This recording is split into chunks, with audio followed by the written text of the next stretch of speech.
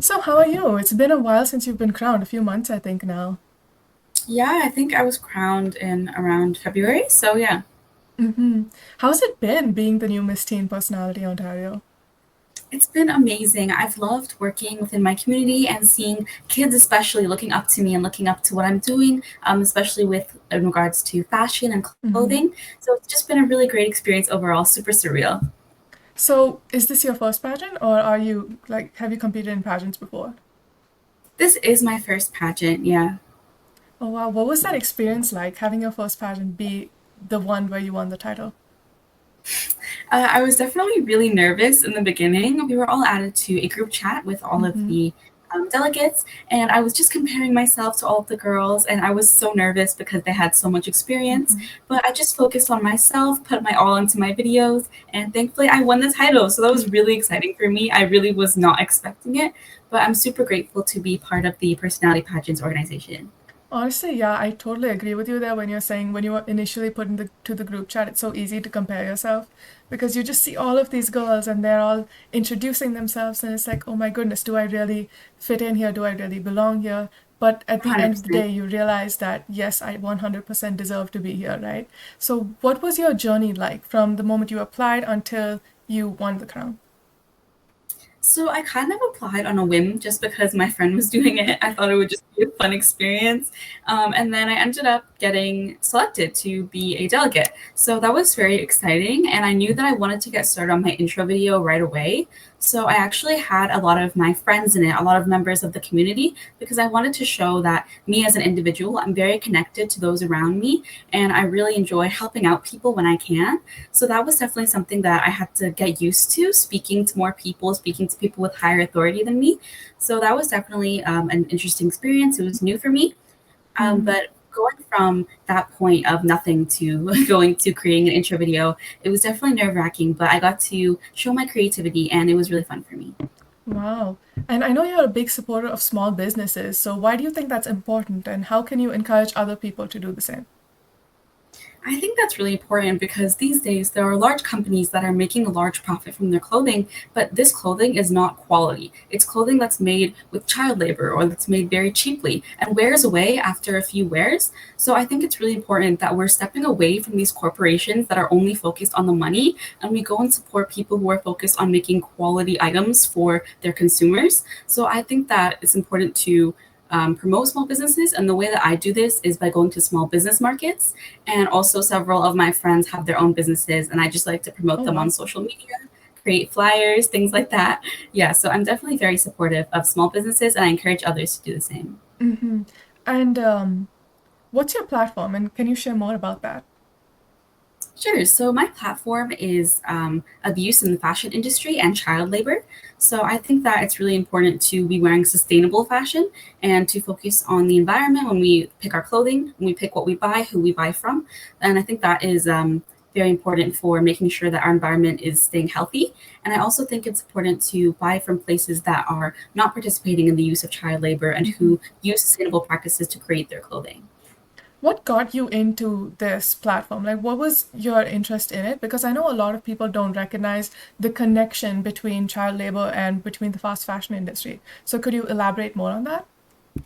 Yeah, so I watched a documentary actually that displayed how a very popular company was using different children from several different countries all around the world hmm to make one singular shirt. It took them 12 hours to make one shirt, and they only got paid, I believe it was 53 cents for creating one shirt during 12 hours. And after seeing that, I just became very passionate about educating other people about what they're wearing and where it came from. So I think that it's really important to make a difference and make sure that all humans are being treated equally, especially in regards to labor. hmm And do you have any personal experiences with like the fashion industry? Have you like worked a job in that industry or such?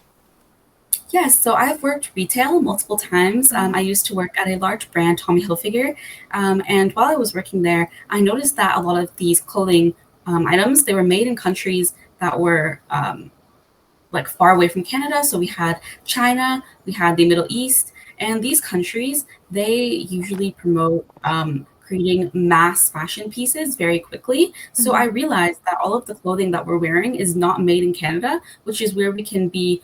which where we'll more likely see sustainable fashion practices. So it started getting me thinking, why am I working here if I'm not agreeing with, what's being made, if I don't know where this clothing is Mm-hmm. coming from? So I decided to start working more with local communities and kind of step away from the retail industry. So, what was that moment where you woke up and you realized, oh my goodness, this is the kind of industry that I'm working with, and I don't really agree with this? I think it was the moment when somebody came in. They were on foreign exchange. They came into our store and they were asking me about the practices that our clothing was Mm-hmm. like made in. And I was telling them, I actually have no idea where this clothing comes from. And they were telling me how in their country they would see several different factories of little kids working and creating these Tommy Hilfiger clothing. And I was like, wow, I had no idea about this because we're never told that side of things. We're only told to sell and promote. So when I had these firsthand experiences from other people, that was kind of what woke me up and realized that this is really happening and we need to jump on it now. Mm-hmm. And a lot of people seem to not think that if it affects them, they think, oh, it's happening somewhere where I can't see it, so if I don't know about it, it's all okay. So, why do you think it's important to promote this to the general public? I think it's important because one person can go a long way. Mm-hmm. People say, oh, it doesn't impact me directly with a lot of things, such as voting. They're saying one vote doesn't really matter. I shouldn't have to vote. But Mm-hmm. these things, we all have to come together to make a change. So I think that it's very important for the general public to know because we can't do things alone, but one person can definitely change an impact and can bring a lot of people to a movement. Mm-hmm. That's a really beautiful sentiment because I feel like people don't realize how much power we have when we all unite together. They sort of think like, oh, I'm just one person. What can I do? There's not much I can change. And I think it's really beautiful that you've been able to see that really so early in life. Yeah, I mean, you are one person, but there are also other people, and you can all come together to unite as one and be even stronger than you are on your own. So will you be competing in nationals this year? I was planning on it, but unfortunately, I will not be able to Oh, attend. that's unfortunate. I know. However, I am planning on competing with personality pageants again next year. Oh, wow. And do you think you'll keep the same platform moving forward? I think I would like to grow my reach and focus on other topics so that I can have a wider impact with multiple different Hmm. things. And are there any other advocacies that you feel strongly about, but it wasn't particularly your platform for this one pageant? Yeah, so I'm also very passionate about immigration and immigration policies. I think that there needs to be a lot of reform in that, especially with how you can get permanent residence and how you can become a citizen. And I think that it's very important that everyone is welcome in every country and that everyone is able to start their life strongly without having to Hmm. go through all of these difficulties. Because I am an immigrant myself and I know how costly the process actually is. Like once you get here, first of all, like your application costs quite a bit, and then when you get here, then the usually the currency difference is very huge. So like if a certain amount of money is worth a lot in your country, then when you come to Canada and you convert it to dollars, it's sort of you realize that there's not as much as you initially thought. And the standard of living is so high, which means the cost is so high. And a lot of people don't realize how much goes into immigration and immigrating, even if you are just one person. Yes, immigration is a very difficult and exhausting process. And as you said, when you come here and you're doing the currency exchange, you're not going to be with the same amount of money that you Mm-hmm. originally gave in. There is a lot less. And I think that that's really unfair and difficult, especially if you're coming from a country you've lived in your whole life and that's all the money that you have and you've worked for. There's also an issue of education. The credentials, they don't necessarily transfer here. So you would either have to redo all of your education or do some sort of proficiency to make sure that you are up to par. And I think that it's still a really difficult process to get jobs and to pay when all the prices are going up and it's difficult to maintain your Mm-hmm. quality of life. Are you a first generation or second generation immigrant to Canada? So I was born outside of Canada. Oh, wow. So and then yeah, I moved here when I was young and then became a citizen I think 7 years ago. Mm-hmm. And where were you born? Oh, I was born in Dubai. Oh, I have a lot of family there. It's a really beautiful place. It is, yeah. I miss it And for sure. yeah, yeah. And I wanted to also ask you, what are your plans for the rest of your year?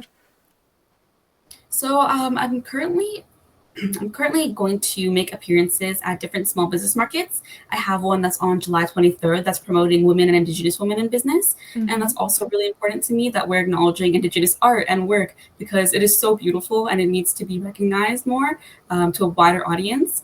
I'm also going to a different small business market where I'm going to be speaking on the importance of avoiding child labor and large corporations. And during this small market, this is where people will be able to purchase things from people who have handmade items. And I think it's really important that I'm participating in these events and promoting them because, you should put your money where your mouth is. Mm-hmm. That's a really beautiful sentiment. And what would you say to people who have really never encountered pageantry before? So when you were initially competing, what would you say the benefits are of competing in a pageant? I think I found a lot of my own self confidence. I became more comfortable in myself and in my own creativity. With my intro video, I was able to practice more of my skills, such as ukulele playing, which I honestly hadn't practiced much before I filmed the intro video. But once I did, I was able to dive more into that. And I also got to explore editing and definitely building new skills and building new connections with the other girls that I was competing with. So I think that there's a lot of benefit to competing. And to anyone who wants to do pageants, I would just say don't be intimidated. Mm-hmm. And what was your opinion on pageantry before you actually experienced a pageant for yourself? I, like many others, believe that it was kind of a sexist practice. I was saying, oh, they just want these girls to be trophies and they're not actually focusing on their personality. But when I did enter my own pageant, I realized that it's not about your beauty on the outside, but it's more about the beauty in your brain and in your heart Mm-hmm. and what you can do for those around you. And that's kind of when my opinion on pageantry changed. You're not just standing there in a beautiful dress, you really are making a difference with the pageant. Mm-hmm. And do you think your advocacy has changed at all ever since you competed in a pageant and now that you've won? Is there anything that you would do differently that if you could start over? I think I would definitely try to get more involved. I've been doing one event or so a month. I mean, I have about three lines up this month, so I should be kind of making up for that. But yeah, I do wish that I reached out more and kind of um, had build my own confidence to go reach out to places and have my own experiences. What would you also say to the contestants competing next year for the next Miss Teen Personality Ontario? Because I remember when I was initially crowned, I was only the second Miss Teen Ontario, Personality Ontario, with Emily being just before me. So it was kind of difficult, really, because I didn't really know what to do. Because you're sort of the ones who are important to set up that legacy that the future queens will carry out, which I felt personally was really intimidating. So how have you tackled that, being only the third Miss Teen Personality Ontario?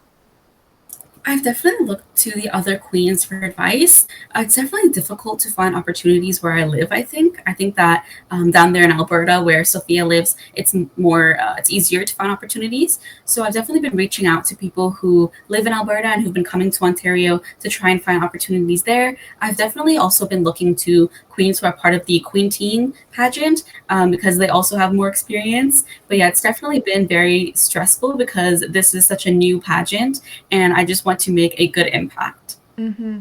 And I think one of the biggest tools that we have is the internet right now. Ever since COVID, we've realized how important the internet actually is.